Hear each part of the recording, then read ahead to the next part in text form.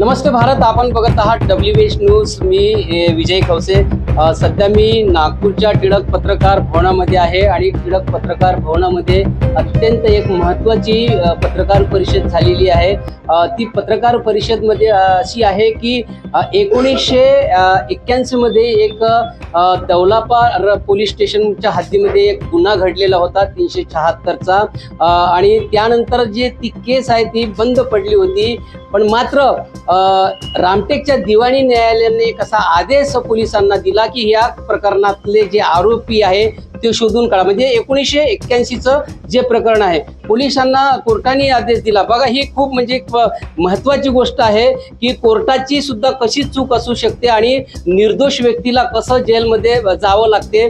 तर याच संदर्भात जे आहे वकील advocate Pritam Khandate, advocate Santosh Chavan, advocate Sandeep Shende, Pritam Waghmare, Sheetal Meshram, Deepak Meshram या वकील मंडळींनी पुढाकार घेऊन जे आरोपी नसून ज्यांना आरोपी करण्यात आलं अशा आरोपीला म्हणजे आरोपी नाही येतो अशाला निर्दोष मुक्तता कशी दिली ही आपण बघू शकता. हीच ती वकील मंडळी आहे. ही जर वकील मंडळी जर या ठिकाणी पुढाकार घेऊन आली नसती तर ह्या निर्दोष व्यक्तीला कदाचित जेलमध्येच राहावं लागलं असतं. एकंदरीतच हे प्रकरण काय आहे या वकील मंडळी करून आपण समजून घेऊया. पहिले काय सांगाल तुम्ही सर, हे जे प्रकरण नेमकं कसं झालं सुरुवातीपासून हे प्रकरणाच्या संदर्भात तुम्ही माहिती द्या. सर 6/9/24 को जो मानिकराम कारू ठाकरे इनको विदाउट वेरिफिकेशन डेवलपर पुलिस ने माननीय JMFC न्यायालय के समक्ष प्रस्तुत किया. JMFC कोर्ट का फर्ज बनता था कि आरोपी का जो है नाम वगैरह पूरा जो है क्रॉस वेरिफिकेशन करना था. मामला कौन से साल का था यहाँ से बताइए. 1981 का मामला था सर. FIR क्रमांक है 118 1981. ठीक है. इस आरोपी में जो ओरिजिनल आरोपी था मनीराम काशीराम ठाकरे, उसको जमानत हो चुकी थी, तब से वो फरार था. फिर माननीय सेशन न्यायालय ने, कहाँ के सेशन न्यायालय ने बताओ, पूरा कंप्लीट बताओ. नागपुर सेशन न्यायालय ने केस को निष्कासित कर दिया था. ठीक है. फिर उनके बाद सेशन कोर्ट के दबाव से 2010 में एक प्रोक्लामेशन का नोटिस निकाला गया जिसके थ्रू CRPC 82 सेक्शन के अनुसार आरोपी को पकड़कर माननीय न्यायालय के समक्ष प्रस्तुत करना पड़ता है.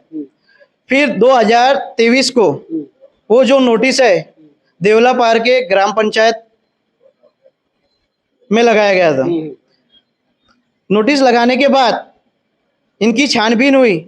हमारे जो अर्ज करता है उनकी छानबीन हुई, तभी भी ये बात प्रूफ हुआ था कि ये वो व्यक्ति नहीं है.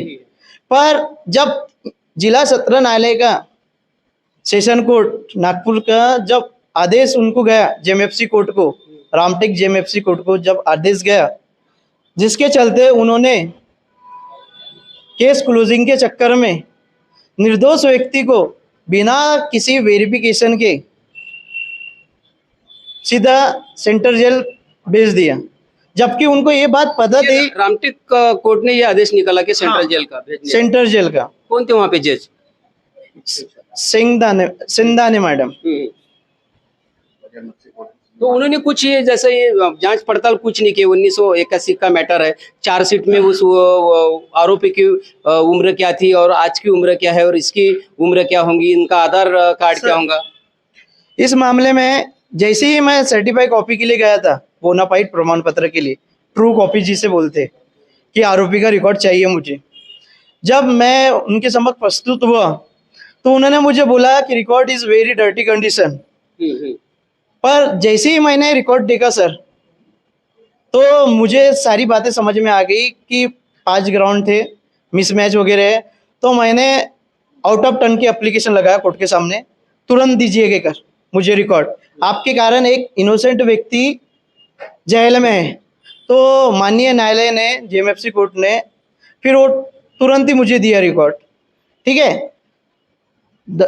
उन्होंने जो बताया कि जर्जर कंडीशन में रिकॉर्ड थे, इसका मतलब उन्होंने कुछ भी रिकॉर्ड को हाथ नहीं देखा, क्योंकि रिकॉर्ड देखा रहता तो उनके भी समझ में तुरंत आ गया रहता सर कि वो व्यक्ति नहीं है, बट रिकॉर्ड को उन्होंने हाथ नहीं लगाया, जिसके कारण सीधा इनसे ना पूछा, नाम पूछा, मानिक राम ठाकरे बोला उन्होंने, middle name, even age factor, profession, signature mismatch, PR bond, PCR bond, ये सारा काम जज का होता क्रॉस वेरीफाई करने का, पर जज ने कुछ नहीं किया।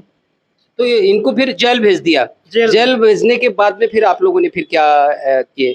सर जैसे ही मुझे इस बारे में पता चला कि उनके लड़के ने मुझसे कांटेक्ट किया, मैं तुरंत दूसरे दिन 2 दिन के बाद वहाँ पहुँचा कोर्ट पे। तो कोर्ट से सर्टिफाई कॉपी निकाला, क्योंकि आप जिस केस पे बात कर रहे हो उसकी ट्रू कॉपी आपके पास रहना चाहिए। आप बिना रिकॉर्ड देखकर किसी पर भी एलिगेशन नहीं लगा सकते।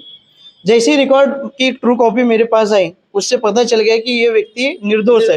हाँ। तो हम बेल के लिए गए थे कि फिलहाल बेल मिल जाए इनको, ज़्यादा दिन जेल में ना रहे।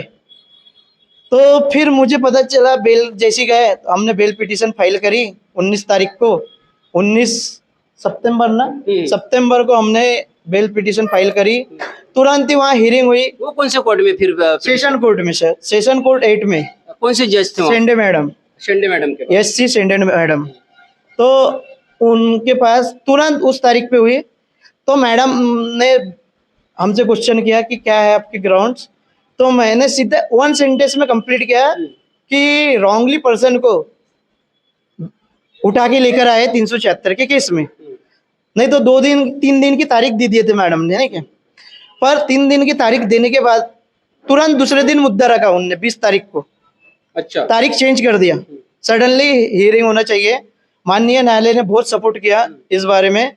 और फिर देवलापार पुलिस स्टेशन को ये वह व्यक्ति है कहकर उनसे सबूत बुलाए, उनका क्या रिकॉर्ड है, वो सबूत लाने में फेल हो गए, जिसके कारण मैडम ने पूरी चार्जशीट घर पे लेकर गए। आरोपी का भी क्रॉस वेरिफिकेशन हुआ, वीसी में उनसे जानकारी ली गई और पूछा गया कि वो व्यक्ति है क्या। इन्होंने सीधा बताया कि मैं वो व्यक्ति नहीं हूँ। वीसी में भी हम सबको बाहर निकाल दिए थे, हम नहीं थे, पर वहाँ पे जो वो थे उन्होंने बताया कि ये इन्होंने डायरेक्ट डिनाई किया है सारी बातों को। फिर उसके बाद मैडम के समझ में आया और उन्होंने दूरदृष्टी डालते हुए केस को एक्विटल कर दिया, बिलकुल खारिज कर दिए, खारिज पुरे कर केस। दिया। नक्कीच आपण बघू शकता, म्हणजे शेंडे मॅडम ज्या मान्य न्यायालयाच्या जज त्यांनी ह्या केसला सगळं समजून घेतलं आणि जी आहे ती केस खारिज केली। हेच ती व्यक्ती आपण बघू शकता। थोड़ा बताओ क्या हुआ तुम्हारे साथ? मेरे साथ में हाँ। मेरे साथ में देवलाबार में उन्होंने ले गए पुलिस वालों ने, घर में 2 बार आए बुलाने। हाँ। मैं गया, मैंने बोला बुला रहे काय के लिए, जाके देखता हूँ। मैं गया तो ये उन्होंने वो लिस्ट निकाले केस उसका, काशीराम, इसका मनीराम काशीराम का। मैंने बोला मैं काशीराम मनीराम नहीं हूँ, मैंने अपना सर्टिफिकेट ये ले गया था, आधार कार्ड है, वो देख लो। बोला मेरे आधार कार्ड पे मनीराम कारू ठाकरे हूँ मैं। वो धमकी बता के सीधा रामटेक ले गया मेरे को। अच्छा। और रामटेक से वो उन्होंने कागजात दिए तो सीधा मजिस्ट्रेट ने मेरे को सीधा सेंट्रल जेल में डाल दिया। वहां पे वो 18 दिन रहा मैं सेंट्रल जेल में। नक्कीच हे बघा, निर्दोष आहेत हे जे आहे, कारण त्यांची केस खारिज केलेली आहे नागपूर सेशन कोर्टाने, आणि निर्दोष व्यक्तीला सुद्धा 18-19 वर्ष म्हणजे दिवस सेंट्रल जेलमध्ये राहावं लागलं। ही नेमकी चूक म्हणावी लागेल।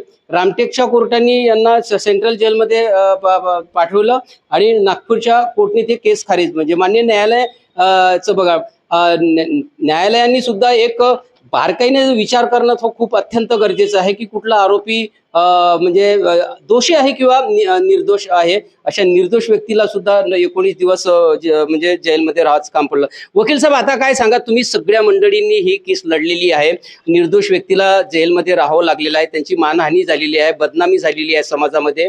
आता पुढचं पाऊल तुमच्या लोकांचं काय राहणार आहे, सगळ्या वकील मंडळीचं? आम्ही आजच सुप्रिटेंडेंट ऑफ पोलीस ग्रामीणला पोद्दार साहेबांना पत्र दिलेलं आहे, एक डेलिगेशन दिलेलं आहे।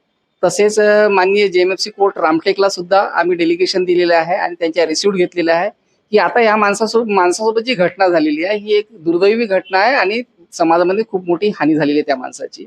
आणि तो आता त्या गावामध्ये राहू शकत नाही, कारण की गावाचं वातावरण असं असते की एक वेळा थोडीशी चाहूल लागली की ते लोक बदनामी करणार आणि एका हीन भावनेनं पाहतात. तर आमचं असं म्हणणं आहे की आता याला गाव सोडून जायचं आहे, तर याला कमीत कमी काहीतरी कंपन्सेट करा, म्हणजे त्यामुळे तो ते गाव विकून, गावातली जी संपत्ती विकून तो आपल्या लेकरा बाळांना घेऊन कुठेतरी दुसऱ्या गावी म्हणजे अनोळखी गावी जाईल. हेच आमचा उद्देश आहे आणि त्याच्यासाठीच आता आम्ही लढणार आहोत. आज रात्री आम्ही चीफ सेक्रेटरीला सुद्धा तुम्ही मग हायकोर्टात मध्ये वगैरे जाणार आहे का? हा, त्याच्यानं जर यांनी आम्ही 30 दिवस वाट पाहू, यांच्याकडून काय रिप्लाय येतो ते पाहू. जर यांनी नाही दिली रिप्लाय तर आम्ही मग माननीय हायकोर्टाला अप्लिकेशन करू. मानव अधिकारामध्ये तुम्ही केलं? मानव अधिकारामध्ये सुद्धा जाता येईल सर, कारण की आता हायकोर्ट आणि आपलं जे फंडामेंटल राईट्स आहे ते ह्युमन राईट्सच्या रिलेटेड असल्यामुळं आपण ह्युमन राईट्सचं जे सोल्युशन करू शकते ते फक्त एक हायकोर्ट. तुमच्या नुसार यांच्यामध्ये दोषी कोण आढळते तुम्हाला? सर याच्यामध्ये दोषी की नाही देवलापार पोलीस आणि जेएमसी कोर्ट जे रामटेक आहे यांनी चूक केलेली आहे. चुकीच्या व्यक्तीला एका 45 वर्षाचा 1981 साली 45 वर्षाचा माणूस होता ज्यांनी रेप केला आणि त्यावेळेस हा जो व्यक्ती होता 19 वर्षाचा होता. आणि एवढं वयाचा जो माणूस 45 वर्षाचा होता तो आज 40 वर्षानंतर 85 ते 90 वर्षाचा असायला पाहिजे. तो माणूस जिवंतच नाही आहे आणि एका 61 वर्षाच्या माणसाला तुम्ही ते नेलं, तर हे एक खूप मोठी घोडचूक झालेली आहे. आणि घोडचूक झाली तर एका गरिबानं कसं त्याचं सहन करावं हेच आता आमच्या पुढे प्रश्न आलेला आहे. त्याला न्याय द्यायचा आहे, त्याला कंपन्सेट करायचा आमचाच उद्देश आहे. आम्ही एवढंच म्हणून नक्कीच त्यांना आता न्याय मिळवून देण्यासाठी जी आहे ही सगळी वकील मंडळी सज्ज आहे आणि नक्कीच पोलीस स्टेशनचा यामध्ये खूप मोठा रोल आहे. देवलापार पोलीस स्टेशनचे तिथले कोणी जे काही PI असतील त्यांनी ही बाजू सुरुवातीला तपासायला हवी होती, कारण 1981 मध्ये जी चार्जशीट बनली होती ती जे आरोपी होता 376 मधला तो वय त्याचं त्यावेळेस किती होतं आणि आज जो त्यांनी हा व्यक्ती पकडला, हा निर्दोष आहे, मी याला आरोपी म्हणणार नाही, या व्यक्तीचं आजचं वय किती आहे ते गणित लावलं जर असतं तर साधी गोष्ट होती, कोण्याही व्यक्तीला हे समजू शकते. यासाठी वकील असण्याची काही गरज नाही आहे. स्वतः PIला समजलं असतं की ती जर व्यक्ती 1941ला 45 असेल तर आज किती असेल आणि ह्या व्यक्तीचं वय. अशी खूप मोठी घोडचूक जी आहे जे देवलापार पोलिसांनी केलेली आहे, आता तीच घोडचूक देवलापार पोलीस स्टेशनला भोगावी लागणार आहे. कारण ही मंडळी जर आता सक्रिय झाली आणि ह्या व्यक्तीसाठी जर मंडळी लढली तर नक्कीच PI देवलापारचे यांना ही जी केलेली चूक आहे हे कठीण जाणार आहे. तर बघत राहा WS न्यूज, लाईक करा, सबस्क्राईब करा. धन्यवाद, नमस्कार.